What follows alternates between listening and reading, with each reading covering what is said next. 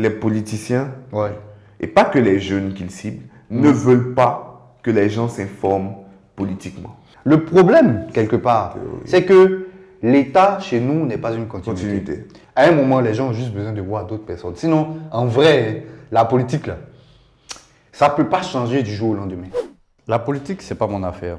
C'est le thème qu'on aborde aujourd'hui. Nous sommes en 2025, année électorale. On parle de politique, mais on parle aussi de ton loyer, de ton futur, de ton entreprise, de tous tes business, de tout ce que tu veux mettre en place. Il est super important de parler politique parce que tout est lié à la politique. Ne scrolle pas quand tu vois les débats présidentiels, ne scrolle pas quand tu vois la publication d'un politicien parce que ça pourrait être important pour toi et pour ton futur. Est-ce que la politique, c'est fait pour tout le monde? On en parle aujourd'hui. Je vous invite à suivre ce podcast.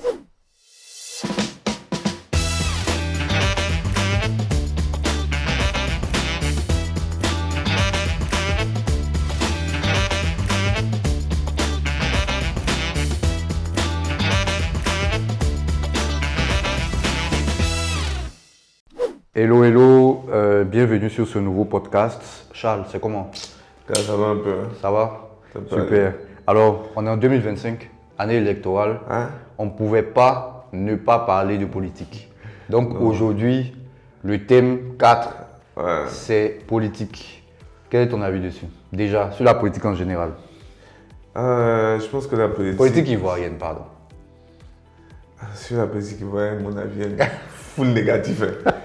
Non, je pense Full négatif? Non, mon avis est full négatif. Tu exagères. Non, franchement. Mais je pense que la politique, c'est ce qui régit la société. Je pense que la politique, c'est ce qui régit notre environnement, c'est ce qui régit toutes les décisions. C'est la politique qui fait la société, en Mais fait. est-ce que tu fais de la politique ton affaire? Parce que c'est le thème aujourd'hui. La politique, c'est pas mon affaire. Est-ce que pour toi, est-ce que la politique, c'est ton affaire à toi? Oui, naturellement, mais je comprends ceux qui s'en délaissent. Ok, pourquoi? Non, je comprends ceux qui s'en délaissent parce que regarde l'environnement politique dans lequel on est en Afrique, en fait, en général. C'est pas que la Côte d'Ivoire, hein. Mais quand tu vois l'environnement dans lequel on est là, gars, les gens en ont juste marre, quoi. Et Pourquoi? puis, À cause des politiciens ou à cause des politiques? mais à cause des politiciens, à cause des politiques, à cause de l'humain même, en fait. C'est que, tu vois, par exemple, les gens se sont plaints en 2010, tu vois. Les gens sont plaints en 2010, les gens sont plaints en 2005. De beaucoup d'actions, Depuis d'exactions. 90, les gens se plaignent. Oui, mais je veux dire, justement, allons sur ça. Les gens se plaignent depuis trop longtemps pour une non-réalisation. Non, mais en France aussi, les gens se plaignent depuis des années de beaucoup de choses, les retraites, ce genre de choses-là, mais jusqu'à aujourd'hui, ça n'a pas forcément évolué dans le sens que tout le monde veut. Ouais, mais tu vois, moi, l'environnement social, L'environnement social est comment? quand tu as l'illusion ou l'impression que les politiques changent ton environnement, ou bien, j'ai envie de dire, alors, s'occupent de toi, ou font de la population leur affaire, tu sais, ta perception des choses est différente. Moi, mon opinion, c'est qu'en Afrique, en Afrique, je généralise un peu trop, mais je vais plutôt m'arrêter sur la Côte d'Ivoire. Ouais. Mon opinion, c'est qu'en Côte d'Ivoire, les politiques et les politiciens s'occupent d'eux. En fait, la politique est très centrée De leur propre personne. sur leur propre Égocentrique, personne. C'est beaucoup égocentrique. C'est ça, en fait, le vrai point. Et c'est ça qui... Donc on est d'accord, il y a un ras-le-bol politique. Moi, je suis d'accord avec toi pour dire qu'il y a un ras-le-bol politique. Ouais. Maintenant, le ras-le-bol politique, est-ce qu'il est au niveau des politiques ou bien au niveau des politiciens?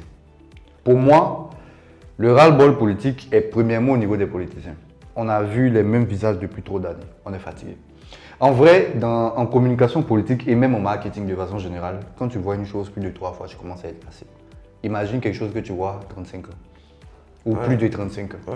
Parce que la classe politique qu'on a là, c'est une classe qui est vieille au moins de 35 ans. Ouais. Tu vois. Et pour moi, par rapport à ça, déjà les visages, les politiciens, on n'en veut plus. Pour moi, il manque de cohérence. Beaucoup manquent de cohérence. Ils disent quelque chose aujourd'hui, ils se dédisent demain. Ah non, mais en fait, je l'ai dit parce que. Et il y a toujours un proverbe qui revient. La politique, c'est la saine appréciation des réalités du moment. Tu vois, pour te dire qu'en fait, hier, il appréciait la chose autrement. Aujourd'hui, il apprécie autrement. Donc, il a le droit de dire ça. Mais pour moi, comme je le disais tantôt, oui, il y a un ras-le-bol au niveau des politiciens, pardon. Et maintenant, au niveau des politiques, comme tu disais, il y a beaucoup de choses qui ont été promises, qui n'ont pas été faites. Tu prends quoi comme exemple? Moi, l'exemple le plus palpable, c'est le bien-être de la population. Ouais.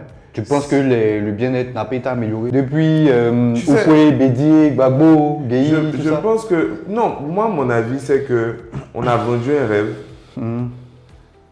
qu'on savait ne pas être capable de le réaliser.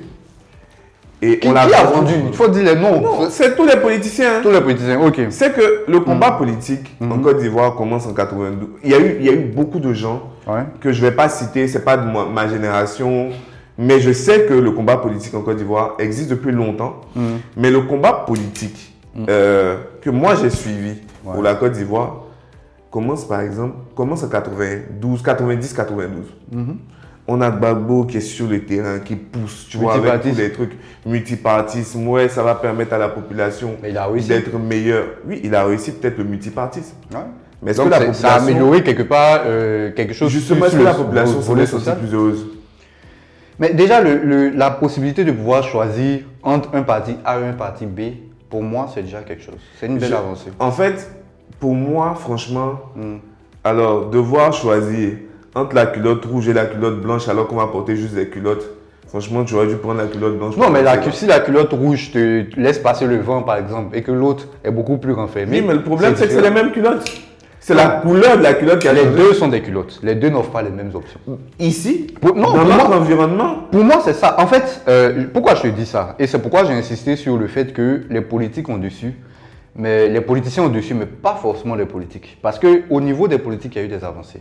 Gbagbo est un socialiste. Quand il est arrivé, il a parlé de... Non, c'est le courant qu'il prône. Je ne dis pas qu'il l'est, je l'affirme pas. C'est le courant qu'il prône. Il prône le socialisme, mais est-ce que c'est ce qu'il l'est? Non, on va y arriver. Okay. Moi, je ne vais pas aller forcément sur la personne. Je vais aller... En fait, je me base beaucoup sur ce que les gens font, pas forcément sur ce qu'ils disent. Gbagbo a instauré l'école gratuite. C'était la première fois. Les enfants ne payaient pas d'uniforme, les livres. Oufoué l'avait déjà fait. Oufoué l'avait déjà fait. Oufoué l'avait déjà fait. Je suis de ça. Ouais, je sais que dans certaines zones... Dans certaines zones, c'était pas vulgarisé. Non, dans certaines zones, il y avait ça. Et en plus, au temps d'Oufoué, on offrait des équipements gratuitement scolaires. Oui, mais ce que Gbagbo avait fait, c'était pareil. Du moins, peut-être que c'était... Venir combattre quelqu'un et venir faire pareil des années après... Non, je ne suis pas d'accord avec toi. Il a combattu pour certaines raisons.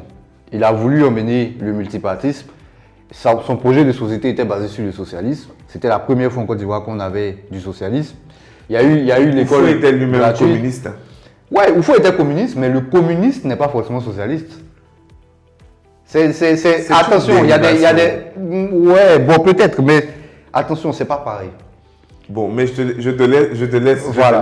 Et tu vois, Gbagbo a instauré l'école gratuite, j'en parlais. Il a permis à des élèves, par exemple, j'utilise mon livre de CM2 aujourd'hui, je le passe à quelqu'un qui vient faire le CM2 demain. Donc, tu vois, il y avait cette économie circulaire-là même déjà qui se mettait en place. Donc, il y a des politiques qui ont été mises en place. Aujourd'hui, le président Alassane Ouattara, il n'est pas socialiste, il est beaucoup plus, j'ai envie de dire, capitaliste, libéral. Et ces projets, tu les vois, c'est des financements, c'est des infrastructures qui, elles, génèrent derrière des emplois, etc., etc. Donc, chacun a sa vision des choses. Pour moi, c'est plus les politiciens et c'est moins les politiques qu'ils mettent en place. Tu sais, la structure politique, pourquoi elle a déçu? C'est que, c'est une analyse très personnelle, c'est qu'on se retrouve avec 3 politiciens qui répondent à 3 types d'individus. 3 politiciens, c'est les 3 L2. C'est les 3 L2, oui, les 3 L2, les 3 ligues politiques. On a la ligue élitiste avec le PDCI. Ouais, où on se retrouve... les anciens barons. Oui, avec des anciens barons, des gens très éduqués, qui ont déjà beaucoup d'argent et qui, justement, sont déjà installés. Ouais. C'est mon avis. On se retrouve avec la deuxième ligue, qui est la ligue moyenne de la classe moyenne, qu'on retrouve avec FPI, PPACI, qui sont des gens qui viennent beaucoup de familles pauvres et qui ont pas forcément réussi socialement, mais qui ont compris qu'on peut gravir les échelons pour atteindre un certain niveau. Professeurs d'université. Professeurs d'université pour beaucoup d'entre eux, directeurs pour beaucoup d'entre eux, mais qui sont dans le système.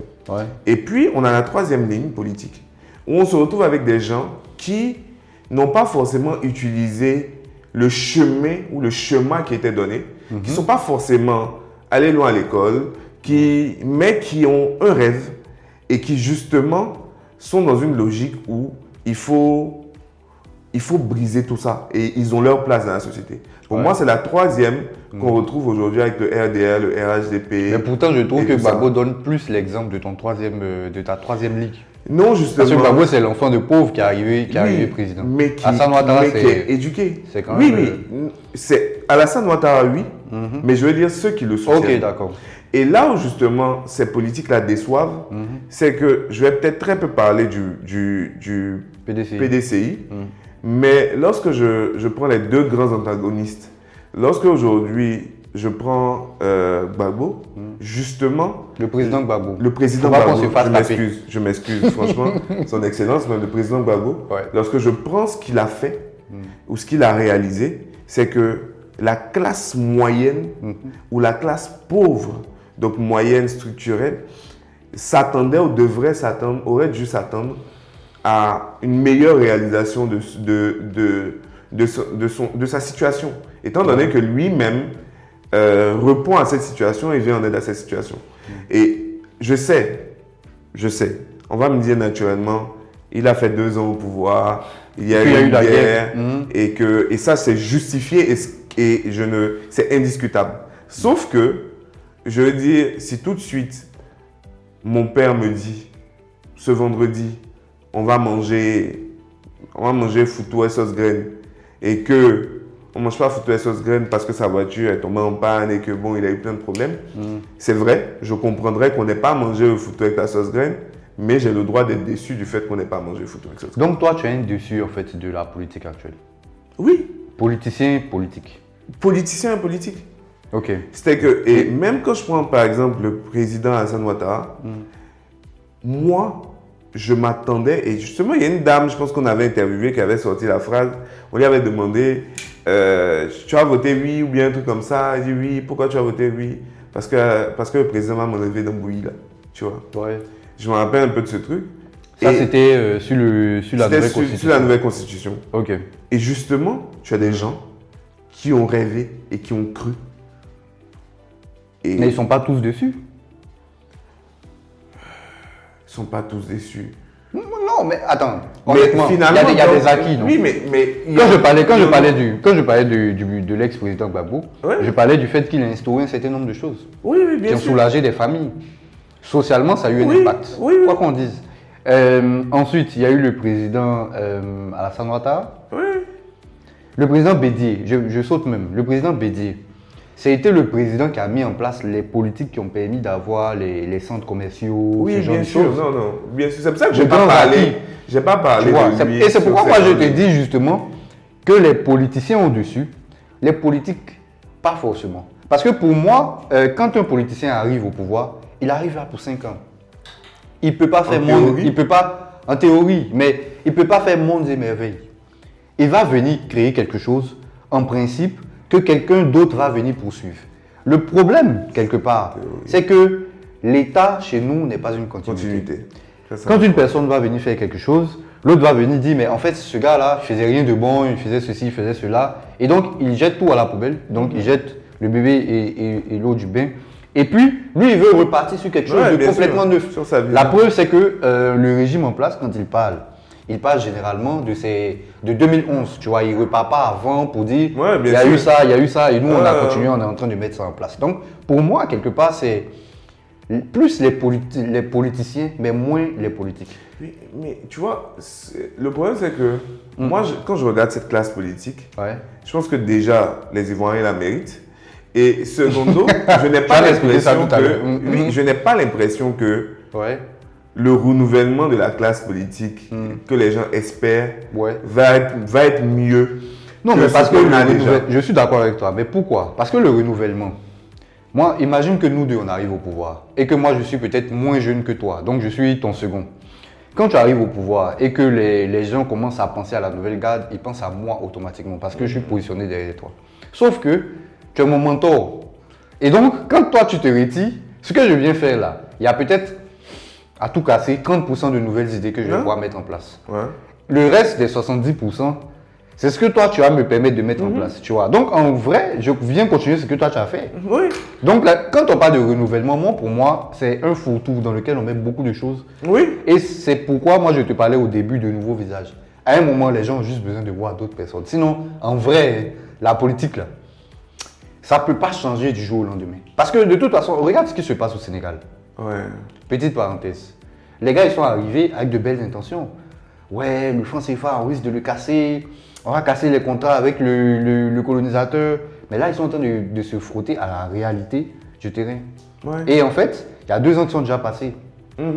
Tu vois. Donc, le temps de réaliser, de se rendre compte qu'en fait, ils ne peuvent pas faire tout ça. Je pense que ça sera arrivé. Mais je veux qu'on aborde un autre point.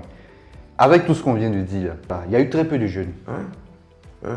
Le chiffre qui était attendu, je pense au début, la CEI parlait de plus de 2 millions. Ouais. Finalement, on était autour de 1 million. Ouais. Donc, il y a eu quand même une déception. Déception de la CEI parce que peut-être qu'elle n'a pas réussi à mobiliser énormément. Ouais. Déception des politiques parce que c'est par les politiques que, en fait, des gens vont vers la CEI. Ouais. Parce que c'est parce que je suis intéressé par un politicien que je vais vers la CEI. Donc, qu'est-ce que les jeunes doivent faire? Est-ce qu'ils doivent participer? Est-ce qu'ils doivent s'abstenir et regarder de loin? Ton avis, c'est quoi sur la question? Mon avis, c'est que j'avais une discussion avec quelqu'un qui m'a particulièrement touché, un ami, qui m'a dit un truc, et sa phrase était simple: ne faisons pas l'erreur de nos pères. Nos pères ont fait quoi? Ils ont participé? Ils ont participé, Ouais. mais peut-être pas au bon endroit et pas au bon moment. Aujourd'hui, mon père, par exemple, te dit un truc auquel je crois. Le vieux prend toujours les balles. Non, auquel je crois. D'accord.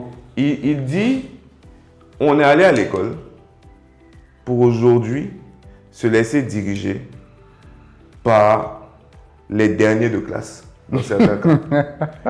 Et cette erreur de nos pères, c'est qu'aujourd'hui... On parlait des derniers de classe qui peuvent arriver à... Oui, effectivement. Non, quand je parle de derniers de classe, je n'ai pas voulu utiliser le vrai terme, mais je veux dire par des gens qui n'étaient pas forcément outillés pour la direction. D'accord. Aujourd'hui, en théorie, lorsque tu prends les différents dirigeants, donc les têtes de proue sont des génies.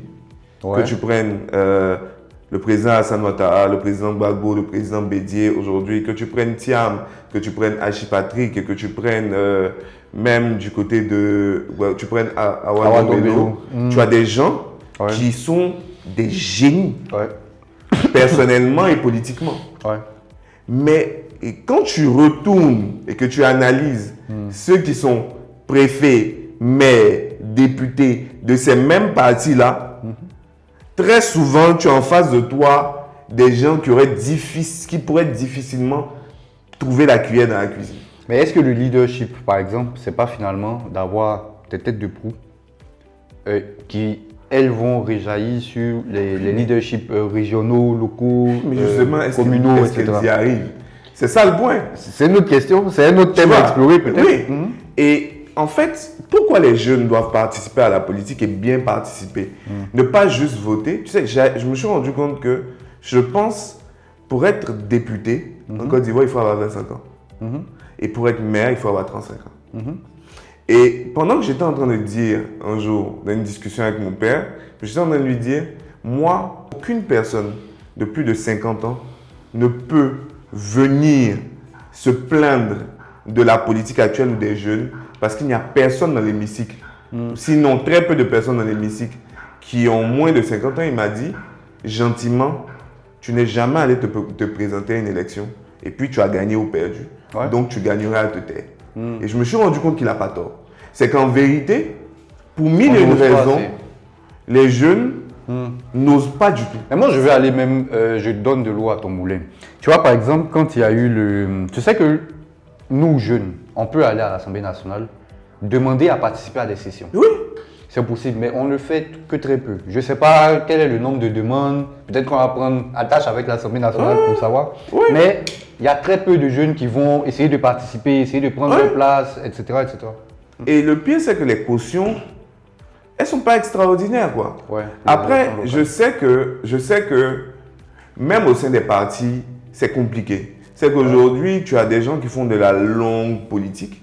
Par exemple, on se retrouve avec des gens comme, Père à son âme, Fologo, qui était dans le dernier gouvernement d'Oufoué. C'est-à-dire que tu as des gens qui étaient politiquement présents et je parlais avec quelqu'un qui m'expliquait qu'on a certains gars qui sont dans la politique en Côte d'Ivoire qui sont là, qui ont commencé politiquement depuis 1995, quoi. Ouais. Donc souvent ces gens-là veulent aussi être maires, députés, ministres et tout ça. Donc au sein des partis, ça empêche les jeunes même d'émerger. C'est vrai, mais il y a deux écoles. Il y a ce que tu dis, donc des mécanismes qui empêchent aux jeunes d'arriver à des postes de maire, etc. Et puis il y a l'autre école qui te dit, mais en fait, je te prends par exemple le cas du jeune Kwasi François. Je pense que c'est l'un des candidats à l'élection actuelle. Quand il va arriver peut-être devant, sur des plateaux, etc., les gens lui demanderont, mais quels sont tes faits d'armes? Qu'est-ce que tu as fait concrètement? Tu vois? Et à ce moment-là, c'est le moment où tu ressens que, en fait, j'ai été député, j'ai été maire, j'ai été ceci, j'ai été cela. Il y a des politiciens aujourd'hui qui le valorisent. Jean-Luc Billon le fait, par exemple. Il dit qu'il a fait tous les postes et donc qu'il lui reste un seul poste parce qu'il a déjà toute l'expérience de l'État, etc. Tu vois? Donc, dans ton pédigré, ça va forcément jouer. Mais n'empêche que, justement, les jeunes ont un désintérêt pour la chose politique, donc l'exercice même politique. Mais quand tu dis qu'ils doivent participer, parce que toi, tu es pour qu'ils participent. Oui. Tu dis qu'ils doivent participer. Qu'est-ce qu'ils doivent faire? Tu as mentionné premièrement le fait qu'ils doivent voter. Ils doivent se présenter. Ils doivent se présenter. Ils doivent s'intéresser. Oui, à des élections. Ils doivent s'intéresser. Ils doivent s'exprimer. S'intéresser, je suis d'accord, parce qu'il y a beaucoup de jeunes qui ne s'intéressent pas à la politique, etc. Moi, il y a un gars pour qui j'ai beaucoup de respect aujourd'hui, Kevin Mian. Beaucoup de respect pour sa présence politique. C'est qu'aujourd'hui, il fait quelque chose que même nous, on n'oserait pas faire. On n'oserait pas faire, Et malheureusement, justement, il devrait avoir plus de personnes qui font comme lui. Mais il y a aussi la... Comment dire? Il y a aussi la société dans laquelle on est. Pourquoi je dis société? Parce que à certains postes, tu ne serais même pas autorisé à aller prendre la parole en tant que politique. Alors que les actions politiques ne sont pas toujours liées aux actions professionnelles. C'est comme les actions qu'on mène dans nos communautés à l'église, etc. Je peux être président d'une communauté à l'église. Je passe à la télé un jour, ça ne gênera personne. Mais si je suis président d'un parti politique, et que je passe à la télé, peut-être que mon employeur va m'appeler pour me dire mais écoute, qu'est-ce que tu faisais là-bas, etc. Parce que c'est délicat. Donc il y a aussi des barrières sociétales, je vais dire comme ça, qui empêchent un peu les jeunes de le faire. Mais au moins, le seul pouvoir qu'on donne aux jeunes, pour moi, c'est aller voter. Aller voter, Et s'asseoir dans son salon et demain dire ah mais en fait, l'élection était truquée, non mais en fait, oui, il est venu au pouvoir, il n'a rien fait. Non, je ne me sens pas concerné. Et puis au final, on le fait. Et puis, en fait, on ne vote pas. C'est-à-dire qu'on est là. Quelqu'un disait ça il n'y a pas très longtemps. Je sais plus. Tu n'as pas voté. Tu n'as pas voté, Et quelqu'un disait ça, en fait, il n'y a pas très longtemps. Il disait que justement, quand tu décides même de ne pas voter quelqu'un, en vrai, tu décides de voter quelqu'un. Oui, bien sûr.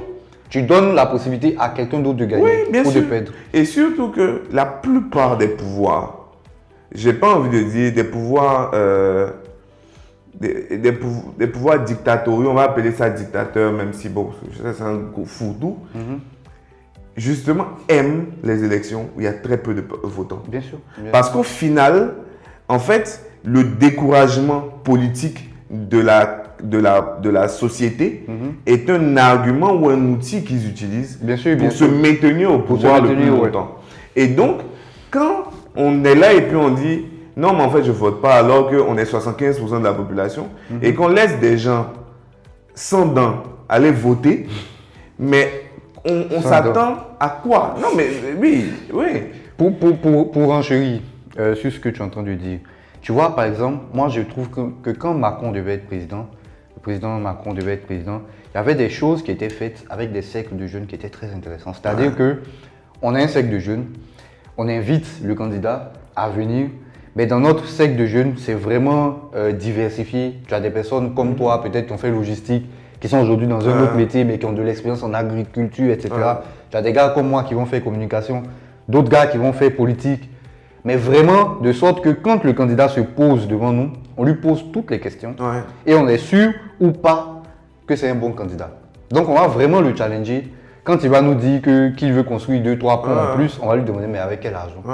Est-ce que c'est la priorité alors que tel nombre de personnes ne vont pas à l'école? Est-ce que c'est la priorité alors que les filles à l'intérieur prennent des grossesses chaque jour? Tu vois, on le challenge véritablement. En Côte d'Ivoire, ça n'existe pas. Non. Moi, il y a un truc que je déteste en Côte d'Ivoire, sont les meetings. Oui. On réunit une foule, on vient, on se pose là, on invite 2-3 artistes. Il y a souvent de la nourriture et de la boisson. On vient dire un message aux gens. Généralement, c'est unilatéral parce que c'est moi qui parle, moi le politicien qui va venir parler à la foule.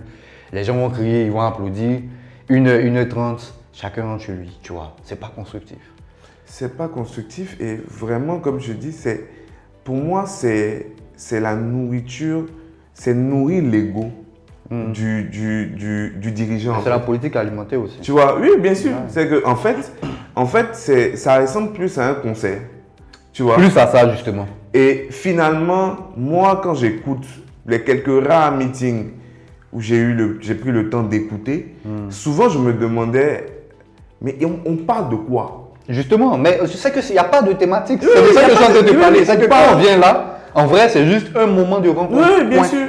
On parle de quoi? C'est pas. Généralement, en Côte d'Ivoire, les gens le font pour montrer qu'ils sont populaires.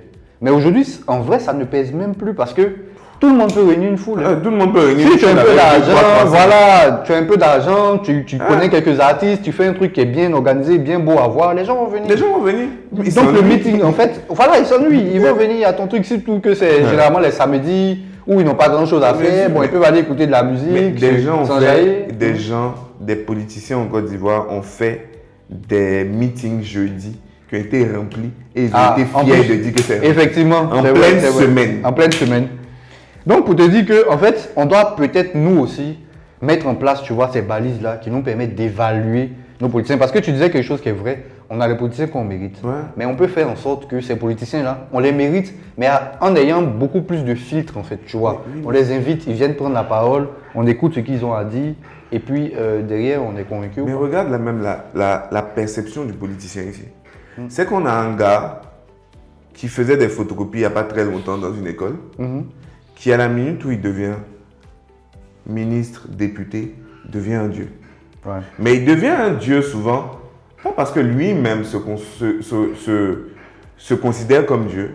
Il devient un dieu parce que les gens m'aiment. Quand on dit que le député arrive, il y a des gens qui se couchent. Et bien sûr, bien sûr. Ça aussi, c'est culturel. C'est culturel.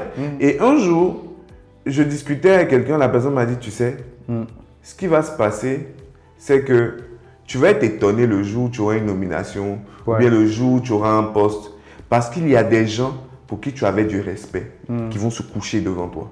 Bien sûr. Et cet environnement social... Et moi j'ai justement déjà parlé avec 2-3 personnes dans la politique, à qui j'ai demandé, mais comment vous vous sentez justement, parce que je parlais des meetings avec eux, comment vous vous sentez au moment où vous arrivez sur une place et que les gens se couchent, les gens veulent juste vous toucher. La personne me disait, en fait, si tu n'es pas quelqu'un de très lucide, à ce moment-là, tu prends des ailes. Tu commences à te dire, mais en fait, je ne suis même plus au niveau de l'Ivoirien lambda. Là, je mobilise peut-être 5 000, 10 000 personnes sur une place. Je suis pas, non, c'est plus pareil. Tu vois. Et en ce moment-là, si ce n'est pas quelqu'un qui est lucide, ça tourne. Donc... Moi c'est pourquoi je te disais que j'aime bien ce qui est participatif. Parce que même quand tu regardes les meetings de Trump, c'est des meetings où il y a plein de gens qui viennent, mais des gens à qui on va donner le micro pour poser des questions. Tu veux devenir président, qu'est-ce que tu viens faire ici? Qu'est-ce que tu viens proposer aux gens? Moi, je pense que j'ai participé à 2 activités comme ça ici. La première activité, c'était avec Awado Melo. Alors, 2-3. Je pense qu'avec Awado Melo, j'ai trouvé ça tu fais partie du FPI Non, Renaissance. je n'appartiens même pas. Et la deuxième... Tu milites dans quel parti? Question Azalaï. Alors, personnellement, mon courant politique... Non, je dis tu milites dans quel parti? Non, je milite dans aucun parti. Laisse courant. Non, je ne milite pas dans aucun parti. Si tu devais militer dans un parti aujourd'hui, ce serait lequel? En Côte d'Ivoire. Je ne me sens pas concerné par la vision politique de la plupart des partis qu'on a là. D'accord. Tu vois, mon avis, c'est que je pense que, personnellement, je pense quand je regarde, que je suis de la droite socialiste. Tu as dit que tu n'es pas dans un parti politique, tu n'es pas encarté un parti politique. Je ne suis pas encarté dans un parti politique. Ton courant, c'est plutôt droite socialiste. Aider la population. Moi, tout ce que j'ai dit, c'est que c'est plus ou moins ce que le président Ouattara a fait. Mais c'est aussi ce qu'a défendu le président Bédié. Alors, bon, les défis n'étaient pas les mêmes. Tu vois, par exemple, au moment où le président Bédié était président, il n'y avait pas les histoires du terrorisme, etc. Voilà. Donc, les questions de sécurité étaient moins importantes. Il n'y a pas de problème. Donc, on parlait plus ou moins de la manière de l'événement auquel tu as participé.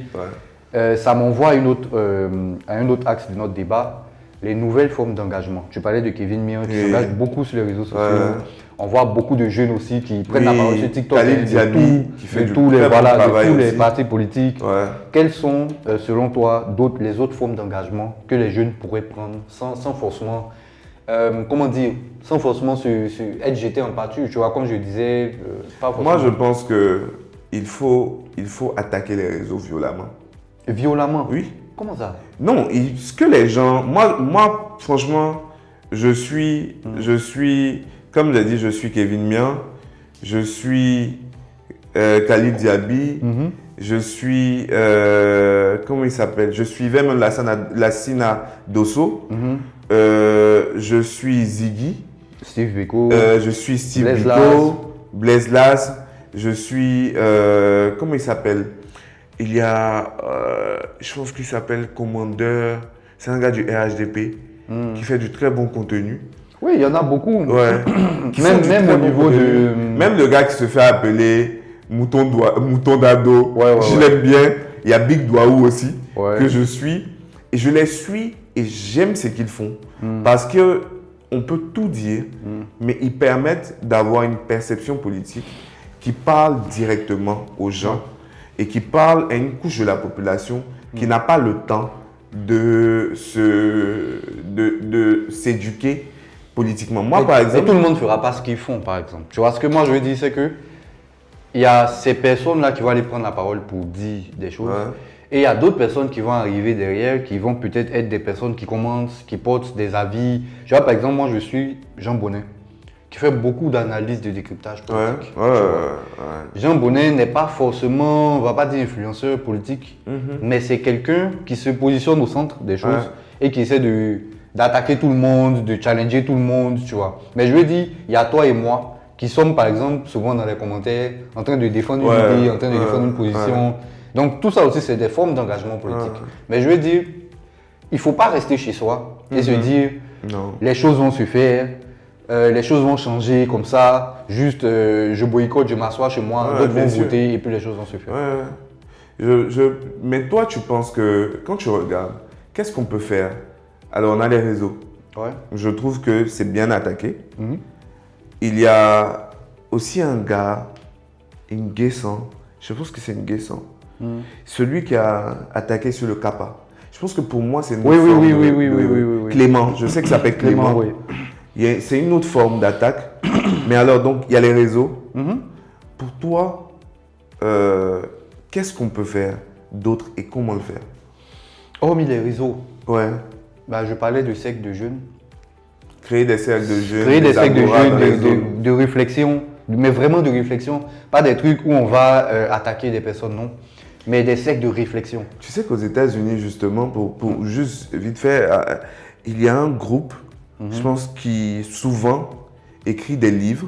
Et les gens expliquaient que, c'est un peu flou dans ma tête, mais les gens expliquaient que la politique de Donald Trump actuellement est calquée sur le livre qu'ils ont écrit sur la politique aux États-Unis. Donc effectivement, c'est...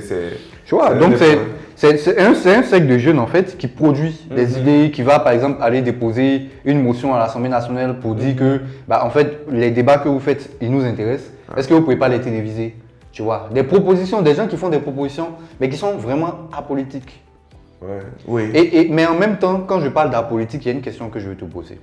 Est-ce que tu penses qu'aujourd'hui, parce que le problème en Côte d'Ivoire, l'un des problèmes dans la société et dans la politique, c'est que quand une personne prend position, je sais que tu vas savoir de qui je parle, on dit souvent que cette personne appartient à tel parti politique. Ouais. On appelle souvent les sous-traitants. Ouais.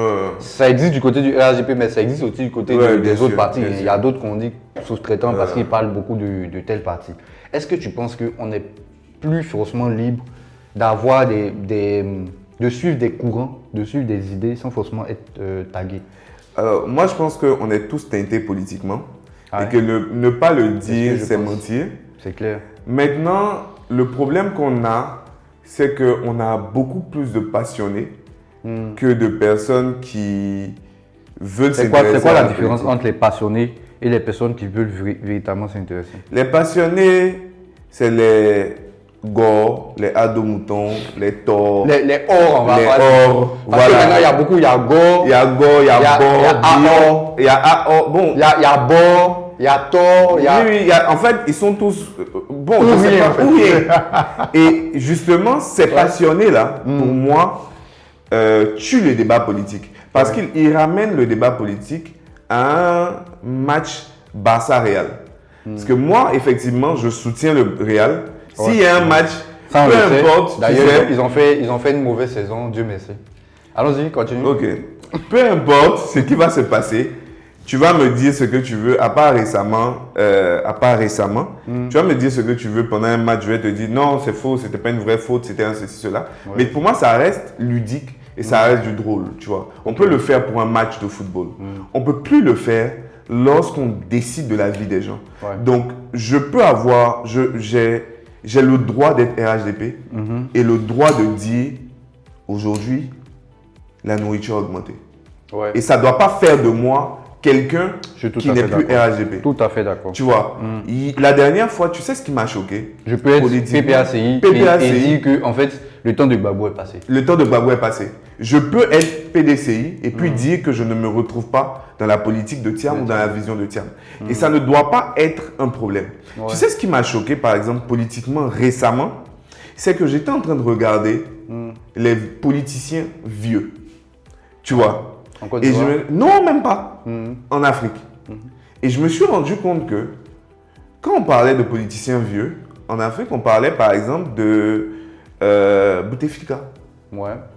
Mais en fait, tu sais que Bouteflika, quand il était au pouvoir, il avait à peu près le même âge que le président Hassan Ouattara actuellement.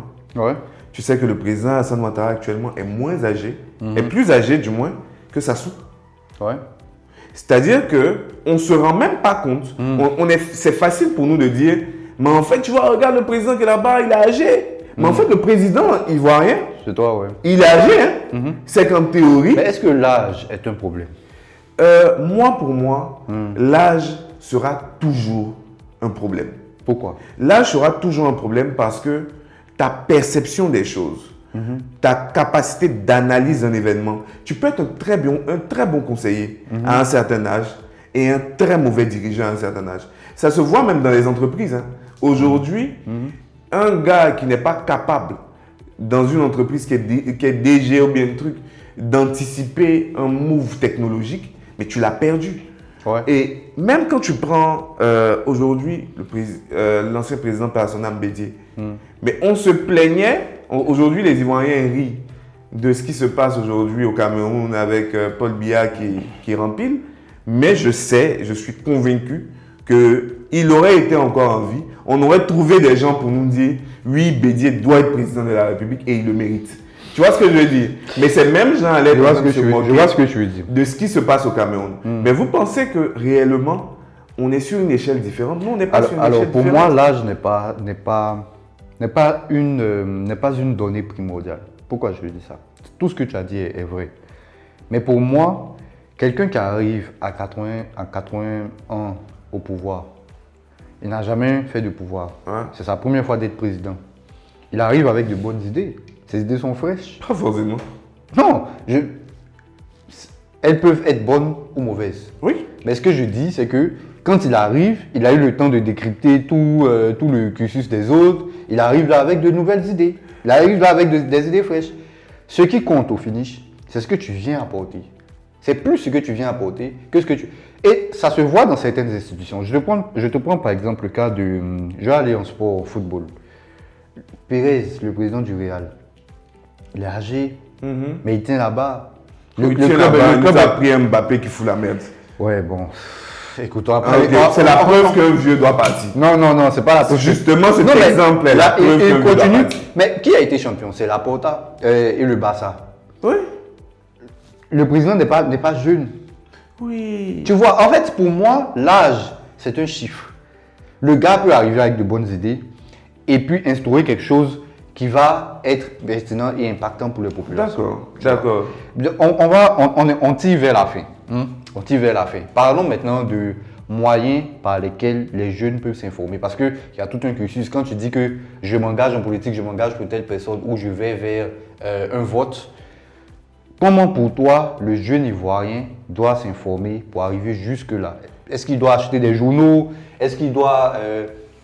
il doit être beaucoup plus sur TikTok, suivre des gars qui font des trucs sur TikTok. Quel est ton avis là-dessus? Mon avis, c'est que les politiciens ne veulent pas que les jeunes... Laisse non, et nous-mêmes. Non, justement. C'est que les politiciens, et pas que les jeunes qu'ils ciblent, ne veulent pas que les gens s'informent politiquement. Et ça crée un environnement... Non, ça crée un environnement politique justement malsain. Ça crée un environnement politique malsain parce que les gens qui vivent les décisions politiques, souvent, n'ont pas le micro pour venir parler. Et les quelques politiques qu'on trouve sur les réseaux qui parlent sont teintés. Donc pour moi, la façon de s'intéresser à la politique, c'est il faut écouter les débats. Les débats qu'on a sur les différents plateaux de télé. Il faut écouter toutes les branches politiques. Donc, en tout cas, si tu veux avoir une certaine analyse de la situation, il faut écouter toutes les branches politiques et éviter... En fait, il faut faire un travail de synthèse. Éviter de se faire manger par un parti politique. Et surtout, moi, ce que je fais, c'est que j'écoute les débats politiques en dehors de notre pays, mais qui souvent parlent de l'Afrique en général. Ce qui me permet d'avoir une perception, une analyse de la politique qui est moins centrée sur mon pays et qui est un peu plus géopolitique. Tu vois. Mais pour juste dire sur ce que j'ai dit en première ligne, tu vois, on a des gens en Côte d'Ivoire. Il y a eu un gars qui se présentait pour être maire. J'ai vu l'affiche et qui nous a dit, lui, il va être maire de Cocody. Il va créer 500 000 emplois à Cocody. Tu vois, un gars comme ça, il a une volonté que les gens ne l'écoutent pas. Tu vois, et il va tout faire pour ne jamais être dans une situation où il va expliquer comment à Cocody, il va créer 500 000 emplois. Tu as des gens qui sont Quand je t'entends parler, tu sembles ne pas croire à ce qu'il a dit. Il n'a qu'à me dire il y a combien de personnes qu'il y a à Cocody à qui il va créer les 500 000 emplois. Tu as des gens qui vont faire des campagnes de députés qui viennent devant des villageois et puis leur disent je serai député, le jour où je suis député, je vais être déposé selon toi, quel est le village. Quel est le problème à ce moment-là? Au moment où il dit je vais venir vous ramener du climatiseur ou bien je ne sais pas quoi, quel est le problème? C'est que quand il va finir de dire, il n'y a personne qui va lui dire comment tu as fait. Oui, bien sûr, mais parce que c'est pour ça que je te dis, eux-mêmes, l'environnement leur plaît. Alors que ce gars qui est en train de dire ça là, c'est un analphabète politique. Donc on retient qu'en fait, il faut s'éduquer. Il faut s'éduquer. Il faut essayer de comprendre quand un politicien vient nous parler de croissance, de quoi il s'agit, même si c'est le b.a.-ba, inflation, qu'est-ce que ça veut dire, financement, fonds, bons, eurobonds. Pour comprendre même comment la politique fonctionne, tu vois. Et pour toi, si tu avais un jeune devant toi, alors on a les élections dans 3 mois normalement. Qu'est-ce que toi tu lui dirais? Il est enrôlé ou pas d'abord? Parce que s'il n'est pas enrôlé, il est éliminé. Il est éliminé. Mais disons qu'il est enrôlé. Qu'est-ce que toi tu lui dirais? Je dirais à ce jeune-là, éduque-toi, comme tu viens de dire. On a 3 mois des élections. Oui, éduque-toi. Parce que à 3 mois, il y a tellement de choses qui peuvent se passer. Imagine que le président Ouattara, je fais un scénario. Le président Ouattara dit qu'il ne sera pas candidat à la prochaine élection et qu'il désigne une personne X comme la personne qui sera candidate. Est-ce que tu en sais assez sur la personne pour aller la voter ou pas? Ouais. Est-ce que la personne ne traîne pas de casserole? Est-ce que la personne a fait ses armes en Côte d'Ivoire qui te permettent, toi, de te convaincre que cette personne-là sera un bon président pour toi? Parce qu'en fait, il faut te dire, est-ce qu'il sera un bon président pour moi? Est-ce que quand il parle, je me reconnais dedans? Tu vois, par exemple, la dernière fois, j'ai vu une vidéo du ministre Touré Mamadou et du ministre Patrick Hachi. Je pense qu'ils sont allés manger du gars. Ce genre d'action-là, parce que je conseille certaines personnes dedans, quand tu fais ça, c'est bien. Le problème derrière, c'est la manière dont tu interagis. Encore une fois, l'interaction avec les gens. Est-ce que sur place, les gens peuvent te demander, vous êtes venu, c'est bien, vous êtes là, mais vous êtes là pourquoi? Oui, mais c'est là où on mérite nos politiciens. On ne le fera jamais. Non, c'est ce que, non, tu me demandes ce que je veux dire aux jeunes. Non, c'est vrai, c'est vrai. C'est des dieux, c'est vrai. Je m'excuse. Mais il ne faut pas oublier que la personne qui travaille à la fonction publique, le président y compris, c'est une personne que toi, Ivoirien, tu payes chaque mois. Ouais. Tu payes ses déplacements, tu payes tout ce qu'il fait. Il travaille pour toi. Ouais. Et puisqu'il travaille pour toi, c'est ton serviteur, il te doit des comptes. Quelqu'un disait ça en politique il n'y a pas très longtemps. Et même le ministre Nyamien Konan le disait. Il disait que les politiciens, il faut arriver à un système où le politicien rend des comptes à l'Ivoirien. Les entreprises font des assemblées générales avec des actionnaires, tout ça, non? Il faut que ça arrive. Que les gars nous rendent des comptes. C'est peut-être pas personnellement à chacun, hein, mais à l'Assemblée nationale, on rend des comptes. Souvent, ça se fait. Je vois l'exercice se répéter au fur et à mesure, mais il en faut plus. Il faut aussi que les gens s'intéressent. Il faut aussi que les jours où on le fait, on dise par exemple que 10% de la salle, on veut que ce soit occupé par une frange de la société civile, des jeunes étudiants ivoiriens, tu vois, qui peuvent venir encore une fois pour poser des questions. Donc, je rejoins ce que tu dis. Éducation, oser.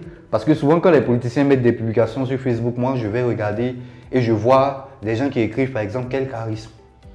Mais c'est une vidéo, mais c'est une photo qu'il a postée. Gars, de quel charisme tu parles? Tu sais qu'on nous a parlé de la beauté des enfants du président actuel comme raison pour pouvoir le voter. Oui, mais pour finir, on est dans la conclusion.